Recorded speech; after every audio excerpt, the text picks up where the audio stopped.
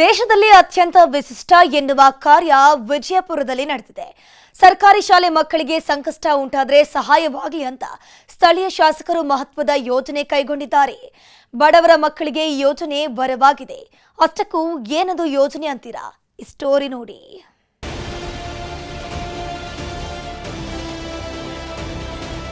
ಕಳೆದ ಕೆಲ ತಿಂಗಳ ಹಿಂದೆ ವಿಜಯಪುರದ ನೀರು ಶುದ್ಧೀಕರಣ ಘಟಕಕ್ಕೆ ಬಿದ್ದು ಮೂವರು ಶಾಲಾ ಮಕ್ಕಳು ಸಾವನ್ನಪ್ಪಿದ್ರು. ಅವರಿಗೆ ಪರಿಹಾರ ನೀಡಬೇಕಾದ್ರೆ ಸರ್ಕಾರಕ್ಕೆ ಕಾನೂನು ತೊಡಕು ಉಂಟಾಗಿತ್ತು. ಪರಿಹಾರವೂ ಇಲ್ಲದೆ, ಮಕ್ಕಳೂ ಇಲ್ಲದೆ ಬಡ ಕುಟುಂಬಗಳು ಸಂಕಷ್ಟ ಅನುಭವಿಸಿದ್ದವು. ಇದಕ್ಕೆ ಪರಿಹಾರ ಎನ್ನುವಂತೆ ಶಾಸಕ ಯತ್ನಾಳ್ ವಿಜಯಪುರದಲ್ಲಿ ಹೊಸ ಯೋಜನೆ ಜಾರಿಗೆ ತಂದಿದ್ದಾರೆ.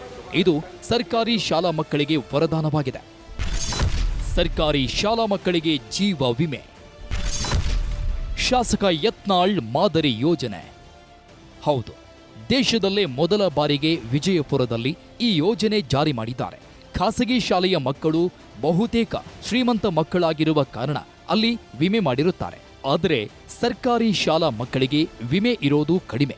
ಜೊತೆಗೆ ಪೋಷಕರಿಗೆ ವಿಮೆ ಬಗ್ಗೆ ತಿಳುವಳಿಕೆ ಇಲ್ಲದೆ ಇರೋದ್ರಿಂದ ಅವರು ಸಹ ವಿಮೆ ಮಾಡಿಸುವುದು ಕಡಿಮೆ. ಹೀಗಾಗಿ ಶಾಸಕ ಯತ್ನಾಳ್ ವಿಜಯಪುರ ಕ್ಷೇತ್ರದಲ್ಲಿ ಸರ್ಕಾರಿ ಶಾಲಾ ಮಕ್ಕಳಿಗೆ ವಿಮೆ ಯೋಜನೆ ಜಾರಿ ಮಾಡಿದ್ದಾರೆ. ಈ ಯೋಜನೆಗೆ ಶಿಕ್ಷಕರು ಸಂತಸ ವ್ಯಕ್ತಪಡಿಸಿದ್ದಾರೆ.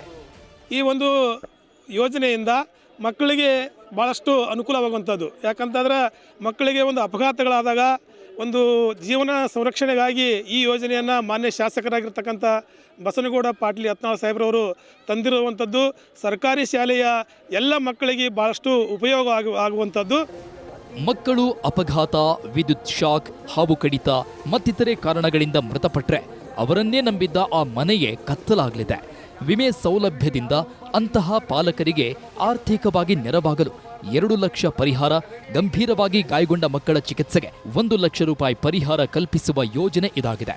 ಯತ್ನಾಳ್ ಅಧ್ಯಕ್ಷತೆಯ ಸಿದ್ಧಸಿರಿ ಸೌಹಾರ್ದ ಸಹಕಾರಿ ಸಂಘ ನಿಯಮಿತದಿಂದ ಸ್ಟೇಟ್ ಬ್ಯಾಂಕ್ ಆಫ್ ಇಂಡಿಯಾ ವಿಮಾ ಖಾತೆಗೆ ಹಣ ಜಮಾ ಮಾಡಿ ಕ್ಷೇತ್ರ ವ್ಯಾಪ್ತಿಯ 128 ಪ್ರಾಥಮಿಕ ಶಾಲೆ, 7 ಪ್ರೌಢಶಾಲೆಗಳ ಒಟ್ಟು 15,279 ಮಕ್ಕಳಿಗೆ ವಿಮೆ ಮಾಡಿಸಲಾಗಿದೆ.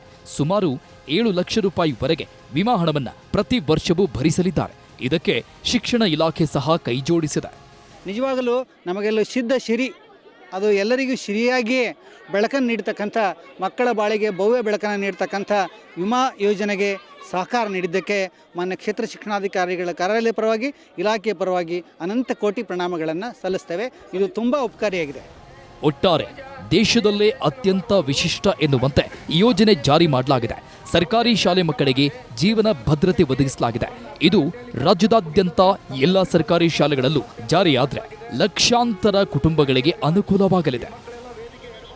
ಗುರುರಾಜ್, ನ್ಯೂಸ್ 18, ವಿಜಯಪುರ.